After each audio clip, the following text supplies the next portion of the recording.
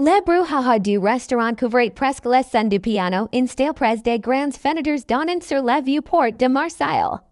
Les serveurs circulent rapidement entre les tables bondies portant des plateaux fumants sous les lumières dorées des lustres. Assis au fond de la salle, Étienne Morel observait distraitement les reflets du vin dans son verre pendant que sa femme, Viviane Delcourt, capotait nerveusement ses ongles contre la table. C'est inadmissible. 20 minutes pour une simple soupe? L'enquêteur assez fort pour attirer les regards. Viviane, comme toi, le restaurant est plein. Si n'est pas mon problème, quand on paye si prix là, on mérite un minimum de respect. Le serveur baissa les utandes qu'elle poursuivait ses remarques glaciales. Étienne sentit un point étrange dans ses poitrines. Il se souvenait encore de l'époque où Viviane riait facilement avant les vias, les soirées privées et les contrats millionnaires. Maintenant, chaque détail semblait provoquer assez colère. Puis une petite voix interrompit ses pensées. Monsieur, any mangez pas la soupe, Étienne tourna la tête. Une fillette aux cheveux boucles se tenait près de ses chaises. Elle devait avoir 78 ans, ses grands yeux noisettes fixaient l'assiette encore intacte. Pourquoi tu dis ça? Demanda-t-il doucement. L'enfant hésita, puis murmura, la dame. Elle aimait quelque chose dedans, qu'elle sel, une petite flaque noire. Le sang d'Étienne si glaça, avant qu'il puisse répondre, une femme appela la fillette depuis l'entrée. L'enfant partit en courant, mais si retourna une dernière fois. Any dites pas que cette mois, Viviane revenait justement des toilettes. Son parfum envahit l'air avant même qu'elle s'y rassoit. Enfin, grogna-t-il. J'espère au moins que ce sera mangeable. Étienne regarda les deux assiettes, exactement les mêmes. Une chaleur froide remonta le long de ses nuques. Il pensa soudainement. Si sourire simple qu'il avait connu 15 ans plus tit sur les quais de Bretagne, bien avant cette vie luxueuse devenue étouffante, avec elle, il respirait encore. Viviane continuait de parler sans remarquer son silence. Tu m'écoutes au moins? Mais lui observait discrètement la petite couleur petite vang à ses femmes. Lentement, presque machinalement. Il échangea les bowls. Qu'est-ce que tu fais? Rien, la tienne avait plus de crème. Viviane esquissa enfin un sourire satisfait et commençait à manger. Étienne sentit alors son cœur battre si fort qu'il entendait à peine le reste du restaurant autour de lui. Et pendant qu'elle avalait la première cuillerée, une seule pensée tournait dans son esprit. Qu'avait-elle réellement aimé dans cette soupe? Au fait, si vous êtes encore là à écouter cette histoire, abonnez-vous au canal. C'est totalement gratuit. Et laissez un petit emoji soleil dans les commentaires. Comme il fera plaisir de voir ce que suivant l'histoire jusqu'ici. Viviane termina son bal sans montrer le moindre signe de malaise, au contraire. Plus les minutes passaient, plus son humeur semblait changer d'une façon troublante. Elle riait soudainement aux remarques du serveur qu'elle humiliait encore quelques instants plus tit. Ses épaules s'étaient détendues. Même son regard semblait plus doux. Étienne, lui, ne toucha presque pas son assiette. Chaque fois que sa femme levait ses colères, il s'attendait à la voir suffoquer. Tombe, ou révéler enfin si qu'elle préparait. Mais rien n'arrivait. Le dîner continuait comme si cette étrange mise en garde n'avait jamais existé. Tu es bizarre ce soir. Dit Viviane en essuyant ses lèvres avec ses serviettes. Fatigue, répondit-il sèchement. Tu travailles trop. Elle posa soudain ses mains sur la sienne. Si simple geste surprit Étienne plus que tout le reste. Depuis des années, elle évitait même son regard pendant les repas. On devrait porter quelques jours ensemble. Comme avant, murmura-t-il, comme avant. Ces mots révélèrent quelque chose d'incomfortable en lui. Parce qu'au fond, il savait qu'il n'existait plus de comme avant entre eux. L'marriage ressemble désormais à une alliance Freud construite author des apparences, des affaires et des habitudes luxueuses. En quittant le restaurant, Etienne cherche discrètement la petite fille du regard, mais elle avait disparu. La pluie tombait sur les rues pavées de Marseille lorsque le voyageur s'arrêta devant leur immense villa dans le quartier de Rucas Blanc. La maison paraissait magnifique vue de l'extérieur. Mais à l'intérieur, les silences ressemblaient souvent à celui d'un hôtel vide. Viviane monta directement à l'étage après avoir embrassé son mari sur la joue avec une tendresse presque forcée. Je vais prendre un bain, tu viens après? Demanda-t-elle avec un sourire inhabituel. Etienne resta figé dans le salon, quelque chose n'allait pas. Elle repensa au regard panique de l'enfant. Si n'était pas une blague, elle en était certain maintenant.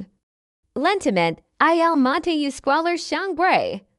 La porte de la salle de bain était fermée, on entendait le calor. Son regard s'y posa alors sur le sac à main de Viviane abandonné sur le fauteuil près du lit. Pendant quelques secondes, elle hésita. Puis elle ouvrit le sac. À l'intérieur, entre un rouge à lèvres et un carnet noir, elle aperçut un petit flacon en verre fume. Exactement comme l'avait décrit la fillette. Les doigts d'Etienne tremblaient lorsqu'il dévissa lentement le bouchon. Une odeur étrange s'échappa de une odeur de terre humide, de fumée. Et der marin après une tempête, et soudain. Une image traversa brutalement son esprit. Le rayon de mal sur une plage balayée par le vent, ses cheveux attachés maladroitement, ses pieds nus courant sur les sables.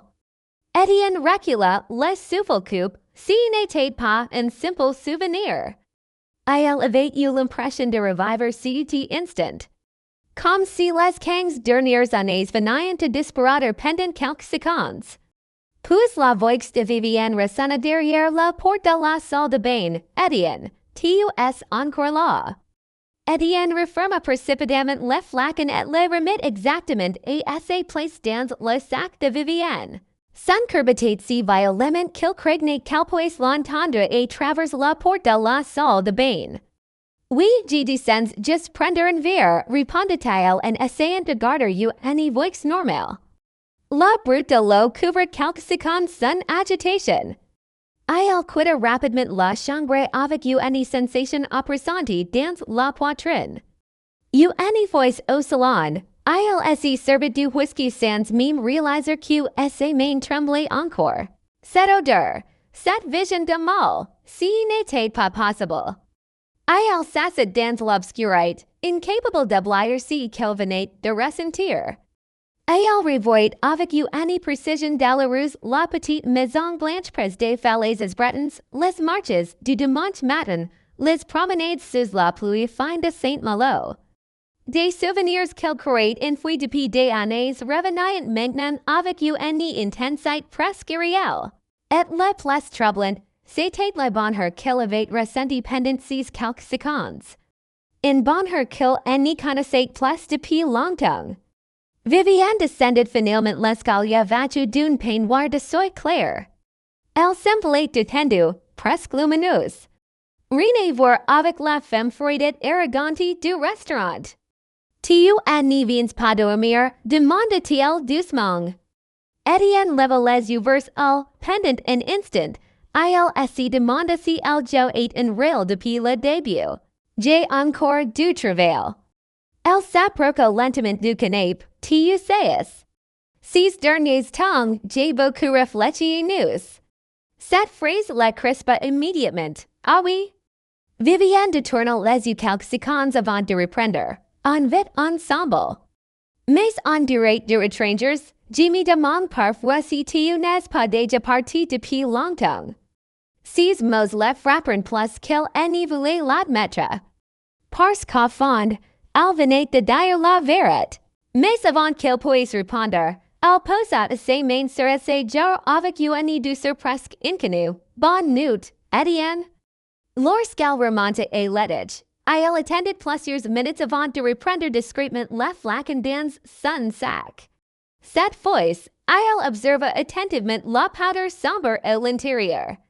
Elle ressemblait à des cendres mélangées à une terre noire fine.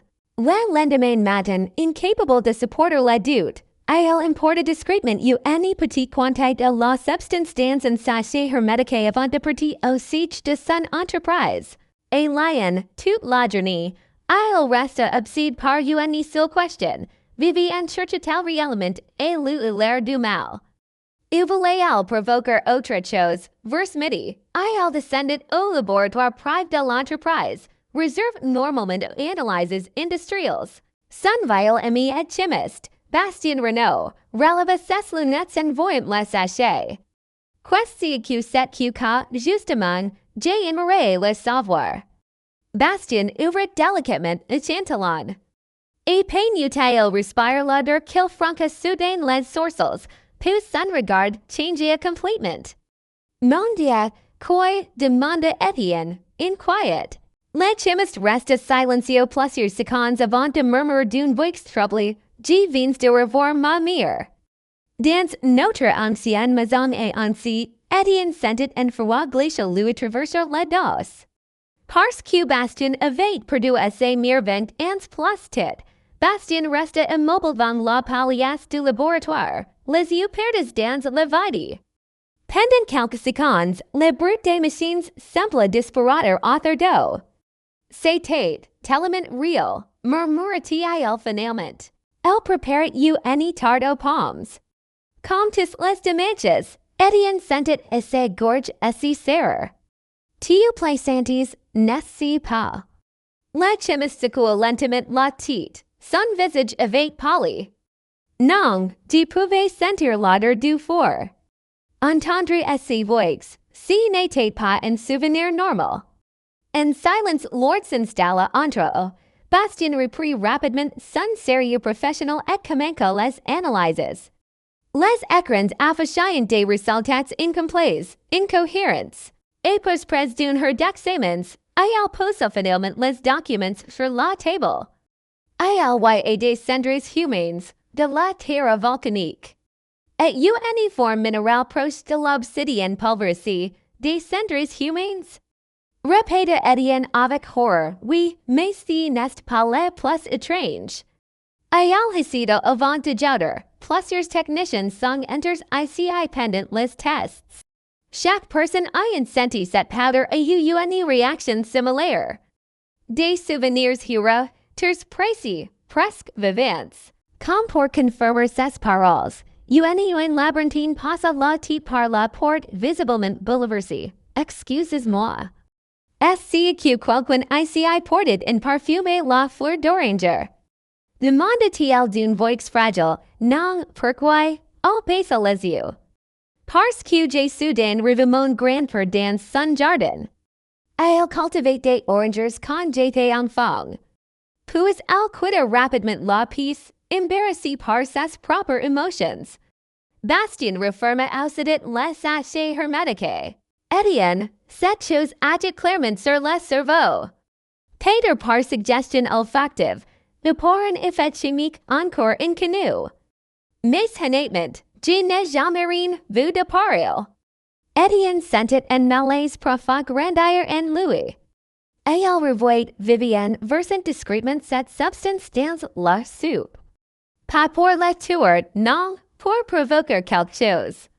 Et soudain, une idée terrible traversa son esprit. Et si Viviane avait voulu révéler en lui ses souvenirs de mal? En quittant le laboratoire, elle passa le trajet entier et revoir leur histoire. Cette rupture brutale 15 ans plus tôt, son départ précipité pour Paris après la mort de son père, les promesses jamais tenues. Puis l'argent, les affaires, les années passées et carrière pour une réussite qui lui semblait aujourd'hui vide et froide. Le soir, lorsqu'il rentrait à la villa, Viviane l'attendait dans le salon avec deux verres de vin, comme si elle savait déjà qu'il avait découvert le secret du flacon. Tu as eu une longue journée, demanda-t-il calmement. Étienne posa lentement à ses vestes. Qu'est-ce que tu m'as fait boire au restaurant? Le regard de Vivienne changia immédiatement. Elle n'y répondit pas tout de suite, puis elle esquissa un sourire triste. Je me demandais combien de temps tu mettrais avant de me poser la question. Et dans cessio, pour la première fois depuis des années, Etienne apricot non pas de la couleur, mais de la peur. Vivienne resta silencieuse plusieurs secondes, serrant nerveusement son verre entre ses doigts. La pluie frappait les immenses baies vitres du salon, et les éclairs illuminaient parfois son visage pâle. Etienne n'y la quittait pas d'ailleurs, alors? Demanda-t-il à elle d'une voix froide. Qu'est-ce que c'était? Elle expira lentement avant de poser son verre sur la table basse. Tu veux vraiment savoir? Je crois que j'ai dépassé l'estade où je peux encore être rassurée. Vivienne baissa la tête. Pour la première fois depuis des années, elle n'y semblait plus cette femme sur d'elle qui a contrôlé tout autour d'elle. Si n'était pas du poison, ah bon? Puis-je un enfant t'ai vu verser que discrètement dans ma soupe, elle ferma brièvement les yeux. Parce que je n'y voulais pas que tu le remarques, Etienne sentait assez colère monter. Tu te rends compte à quel point que paraît monstrueux? Vivienne releva alors les yeux vers lui, et toi? Tu te rends compte à quel point tu étais déjà loin de moi avant min si dîner? Le silence retomba brutalement. Ces mots touchant n'y verra qu'il essayait lui-même d'évader depuis longtemps. Elle s'y leva lentement et marqua jusqu'à la fenêtre. J'ai essayé pendant des années de savoir si mariage, Etienne. Mais tu n'étais plus là, même quand tu étais assez quitte de moi. Ton regard semblait ailleurs, et elle n'y répondit rien. Parce qu'elle avait raison, Vivienne essuyait discrètement une larme avant de poursuivre. Et toi moi. J'ai rencontré quelqu'un. Etienne sentit son estomac assez noir. Même s'il s'en doutait déjà, entendre ces mots lui provoqua un choc étrange. Qui demanda-t-il à elle sacement, qu'on n'a plus d'importance. Pour moi, si elle hésita, il s'appelle Matthew. Le prénom ressonna lourdement dans le salon. Vivienne reprit d'une voix tremblante. Au début, je pensais simplement avoir besoin d'attention. De me sentir vivante et nouvelle, mais les choses ont changé. Etienne détourna le regard vers la cheminée éteinte. Une partie de lui aurait dû exploser de colère, peut-être si qu'elle ressentait surtout. C'était un immense vide, et cette powder. Demanda-t-il à elle finalement, Vivienne eut un rire nerveux. Tu vas penser que je suis folle, et pour ce que j'ai découvert au laboratoire, plus rien en temps. Elle resta silencieuse quelques secondes avant de voir. Une famille la donnée dans un petit village près d'Arles, une sorte de guérisseuse. Les gens disaient qu'elle aidait et leur revenait les verrettes infouées dans l'écart. Etienne franca les sourcils. Tu attends sérieusement que je croyais que. Je n'y croyais pas non plus. Elle s'approcha lentement de lui. Elle m'a dit que cette powder révélerait les souvenirs les plus heureux de la personne qui la consommerait. Les moments où elle s'était sentie réellement aimée, les souffles d'Etienne devinrent plus lourds. Elle comprenait maintenant mal, depuis le début. Vivienne savait pourquoi leur cas, murmura-t-il à elle. Cette fois, Vivienne éclata presque en sanglots.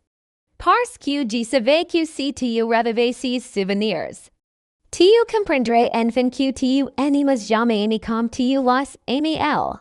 Etienne resta fige, puis elle prononça la phrase qui lui fit basculer définitivement leur vie, et parce que j'avais besoin que ce soit toi qui lui demandes le divorce. Sinon je perdais tout à cause du contrat prénuptial. Les mots de Vivienne restent suspendus dans l'air comme un coup de tonnerre. Etienne la regardait sans parvenir à parler. Tout ce qu'il avait construit ensemble venait soudain de perdre son apparence parfaite. Derrière les voyages, les réceptions, luxueuses et les sourires vont les photographes. Il n'y restait qu'un arrangement vide et silencieux. Vivienne sua ses jaus avec nervosite, je sais si que tu penses de moi? Non, répondit-elle d'une voix basse. Je ne suis plus certain de savoir que itus, elle détourna les yeux. Matthew voulait que je parti immédiatement avec lui. Mais sans cet argent, sans cette maison, sans les parts de l'entreprise, je repartais de zéro. Alors tu as préféré manipuler mes souvenirs. Vivienne n'a pas, je ne voulais pas te l'air souffrir. Etienne eut un rire amer. Peut-tu las faits, une longue silence suivit. Puis contre toute attente, il sentit la colère quitter progressivement à ses poitrines. Et à ses places apparaissait une fatigue immense. Peter pars confond, une partie de lui savait déjà que le mariage était terminé depuis longtemps. Il monta dans son bureau sans ajouter un mot. Toute la nuit, il resta à ses face et la baie vitrée, observant les lumières de Marseille au loin. Mais ce n'était pas Vivienne qui lui occupait ses pensées. C'était mal, son rire revenait sans cesse, et ses voix. La manière dont elle courait pied sur les rochers malgré le vent glace. Chaque souvenir semblait désormais plus vivant que son présent. Vers 3 heures du matin, incapable de résister, Etienne ouvrit discrètement le flacon. Il inspira légèrement l'odeur sombre de la poudre. Et aussitôt, le monde autour de lui disparut presque. Il se réveilla 15 ans plus tard, dans un petit café du port de Cancale. Malgré devant lui pendant qu'une tempête frappait les vitres. Elle portait ses yeux plus trop grands qu'elle adorait. Il pouvait presque sentir la chaleur de ses mains dans les siennes. Une émotion violente lui serra la poitrine. Quand la vision suffoqua enfin, des larmes coulaient sur son visage sans qu'il s'en rende compte. Le lendemain matin, Vivienne trouva les papiers du divorce signés sur la table de la cuisine. Elle resta immobile en les découvrant. Etienne descendit lentement l'escalier avec une petite valise et la main. Tu pars, demanda-t-il d'une voix fragile. Pour quelque temps, oh? Il hésita quelques secondes, en Bretagne. Vivienne comprit immédiatement, un mélange de tristesse et de soulagement traversa son regard. Tu vas chercher mal, Etienne ne répondit pas directement. Mais son silence suffisait. Avant de quitter la maison, il s'arrêta près de la porte. Malgré tout, j'espère que tu trouveras ce que tu cherches avec lui. Vivienne baissa les yeux, incapable de répondre. Quelques heures plus tard, la voiture d'Etienne roulait déjà la longue des routes tiers balayées par le vent. Plus il s'éloignait de ses vies de homme d'affaires, plus il avait l'impression de respirer à nouveau. Et lorsqu'il aperçut enfin les premières falaises bretonnes au coucher du soleil. Son cœur battait comme il n'y l'avait plus fait depuis 15 ans. Le vent marin frappait violemment les vitres de la petite maison qui en venait d'accueillir à quelques kilomètres de Cancale.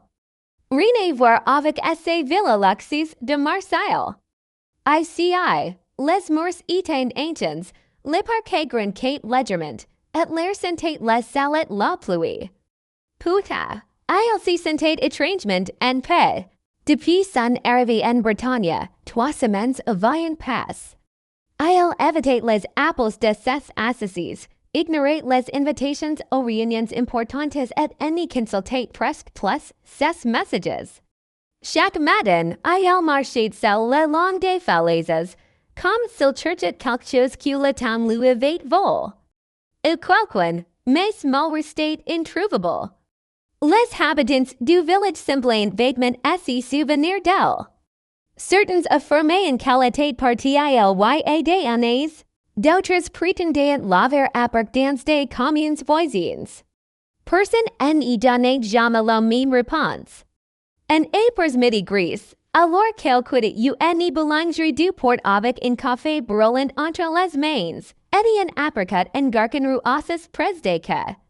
L'enfant devait avoir 14 ou 15 ans.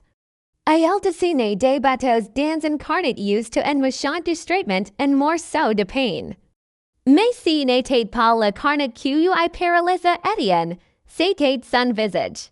Les garçons avaient les mêmes yeux clairs que mal. Et cette façon particulière de froncer les sourcils, en si concentrante. Le souffle coupe, Etienne resta immobile plusieurs secondes avant de s'approcher. Tu dessines souvent ici, demanda-t-il Elle doucement. Le garçon leva les yeux méfiants, quand Elle n'y plut pas trop. Voix provoqua un étrange frisson chez Etienne. Même son timbre lui rappelait quelqu'un. Comment tu t'appelles? Noam, Etienne sentit son cœur ralentir brutalement. Tu es ici avec tes parents, le garçon hésita avant de répondre, avec ma mère. Et ton père, Noam baissa les yeux vers son carnet. J'en ai jamais connu, une douleur étrange traversa immédiatement Etienne. Et c'était instant précis, une femme sortait d'une petite poissonnerie située de l'autre côté du quai. Noam, le monde semble s'arrêter author d'Etienne. Même épers kings ans. Elle aurait reconnu cette voix entre mille, mal. Elle portait un manteau sombre, ses cheveux attachés maladroitement comme autrefois. Le temps avait changé certains traits de son visage. Mais son regard était resté exactement le même. Lorsqu'elle aperçut Etienne près du garçon, le sac qu'elle tenait glissa presque de ses mains. Le silence entre eux devint brutalement étouffant. Etienne, murmura-t-il, aucun des deux n'y bougeait.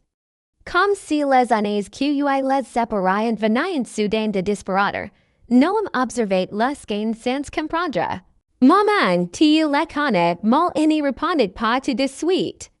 C'est comme un caïn déjà et si remplir de larmes. Puis elle prononça finalement, d'une voix tremblante, oui, je le connais. Etienne regardait maintenant le garçon avec une intensité bouleversée, parce qu'au fond de lui, une vérité terrible venait déjà de naître. Le vent soufflait si fort sur les portes que les amarres des bateaux claquaient contre les bois humides des quais. Pourtant, Etienne n'entendait presque plus rien.